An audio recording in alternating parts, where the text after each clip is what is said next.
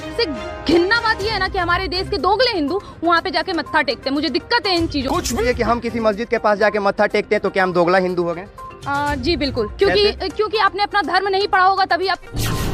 मेरा नाम मनोज कुमार गौड़ है, मैं यूपी ईस्ट कानपुर का रहने वाला हूँ। और मेरा हिंदू रिलीजन मुझे ये सिखाता है, हमारे वेद हमें सिखाते हैं नातस्य प्रतिमास्ति, फिर भी हम प्रतिमा को मानते, मूर्ति को मानते, देवी देवताओं को मानते। हमारा वेद हमें बताता है एकम ब्रह्मम द्वितीयो नास्ति, यानी कि भगवान एक है, दूसरा नहीं है ही नहीं। उसके बाद भी हम 36 करोड़ देवताओं को मानते।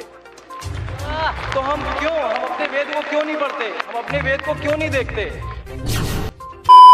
रतन जी का नाम सुनिए है, रतन जी का नाम सुनिए, वो भी प्रोफेसर थे, उनको भी जेल जाना पड़ गया। तो दिक्कत यही है, वो हिंदू थे, उनको जेल जाना पड़ गया, क्यों? और अगर गलती से वो मुसलमान डॉक्टर हुए तो गलती से एक मिनट मुस्लिम, एक मिनट, डॉक्टर कोई गलती से बनता है? नहीं, गलती से मैं धर्म की बात करती हूँ।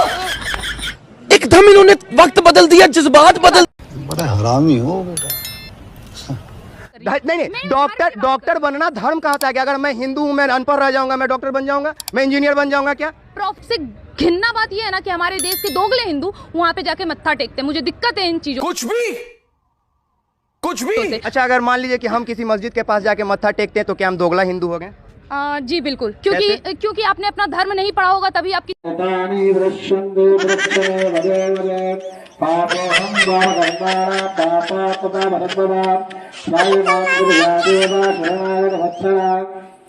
यही नहीं, अभी और सुनिए।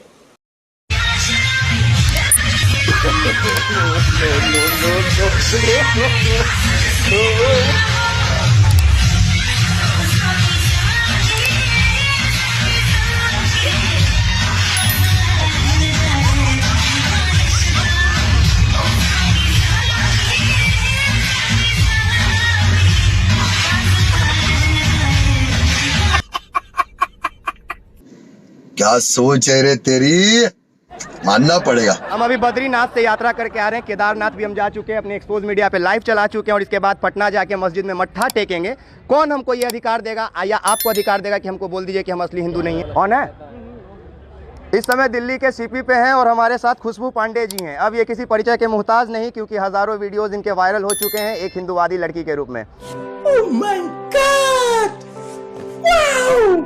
सही कह रहे हैं ना मैम? जी बिल्कुल। कैसा लगता है जब आपको कोई लोग ऐसे इंट्रोड्यूस कराता है तो? अब इससे ज्यादा गौरवान्वित का बात मेरे लिए और क्या हो सकता है कि मुझे इतने बड़े उपाधि से सम्मानित किया जा रहा है। अच्छा, बड़ी उपाधि से? जी बिल्कुल। 2024 को आने वाले जो टाइम है इलेक्शन का, उसको किस रूप में देखती हैं आप? बस हिंदुत्व के नाम पे जो सरकार 2 बार बनी है, तीसरी बार भी उन्हीं का चांस है और चौथी बार भी उन्हीं का चांस है। आप चिंता ना करें।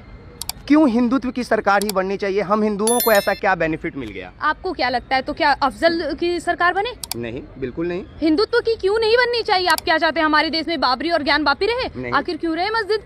मंदिर बनाओ। This is business. I invested the money.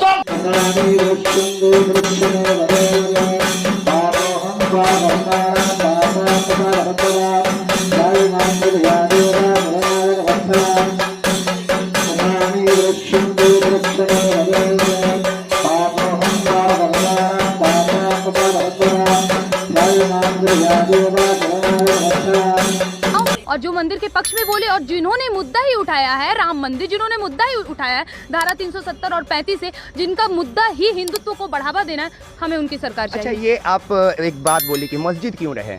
किसने ऐसा कह दिया कि अगर मंदिर बना रहे तो मस्जिदों को तोड़ दिया जाए? किसने कहा? हमारा धर्म सिखाता है। हम नहीं करते ये चीज। क्यों नहीं करते? धर्म जरूरी है कि हर चीज सही सिखाता है। जी बिल्कुल, हमारा धर्म सिखाता है।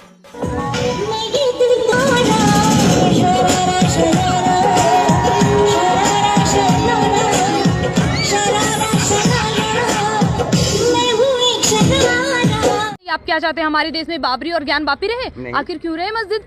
मंदिर बनाओ। जैसे मैं हूँ, मैं हिंदू हूँ, लेकिन मैं मंदिर में नहीं जाता हूँ।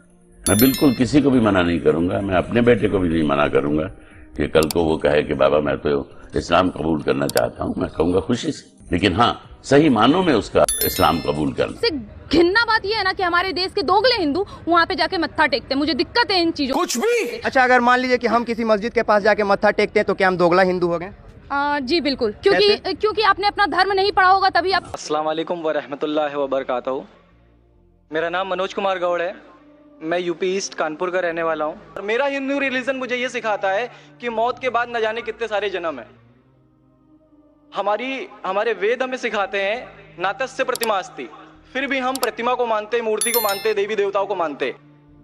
हमारा वेद हमें बताता है एकम ब्रह्मम द्वितीयो नास्ति, यानी कि भगवान एक है, दूसरा नहीं है ही नहीं। उसके बाद भी हम 36 करोड़ देवताओं को मानते। तो हम अपने वेद को क्यों नहीं पढ़ते, हम अपने वेद को क्यों नहीं देखते कि हमारा वेद हमें क्या सिखाना चाहता है। हिंदुइज्म हमें यह बताता है कि हमारे भगवान इस पूरी दुनिया को चलाने वाले इस जमीन पर आए, इस जमीन पर वो खुद आए। भगवान राम यहीं पैदा हुए, भगवान श्री कृष्ण यहीं पैदा हुए और उनके पैदा होने के बाद भी उन्होंने हमारे लिए कोई भी चीज रिटर्न करके नहीं दिया। आप लोगों से गुजारिश करना चाहूंगा, एक छोटी सी बात जो मेरे दिल में है, सारे भाइयों से गुजारिश है कि उसको एक बार सुने जरूर। क्योंकि हमारे भगवान जब हमारी इस दुनिया में आए तो उन्होंने हमारे लिए कोई भी चीज रिटर्न में नहीं छोड़ी। उनके जाने के बाद तुलसीदास ने लिखी, उनके जाने के बाद गोस्वामी जी ने लिखी। तो भगवान बेहतर लिख सकते थे क्या ये उनके बाद वाले बेहतर लिख सकते थे? दूसरी बात, इस पूरे वर्ल्ड में ए से लेके जेड तक की कंट्री है। ए से अमेरिका भी होता है, ए से ऑस्ट्रेलिया भी होता है।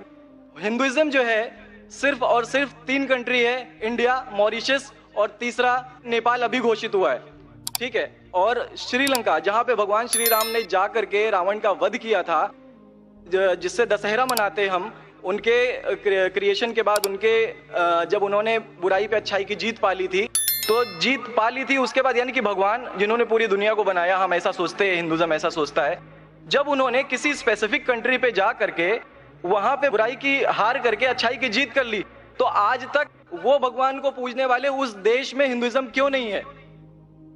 तो ये सारी चीजें, ये इस्लाम जो हमें सिखाता है, इस्लाम का जो मैसेज है, वो सारी चीजें हमें ये सिखाती है कि हम मिसकंसेप्शन पे ना जाए, हम देखा देखी पे ना जाए। अगर कोई मुसलमान गलत करता है तो हम ये नहीं सोचे कि वो इस्लाम है।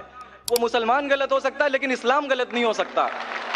तो दोस्तों मैं उम्मीद करता हूं कि आप लोगों को मेरा वीडियो अच्छा लगा होगा। अगर लाइक नहीं किए हैं तो लाइक कर दीजिए, चैनल पे नए हैं तो सब्सक्राइब करके घंटा सब दबा दीजिए और मिलते हैं एक न्यू वीडियो के साथ। जय हिंद।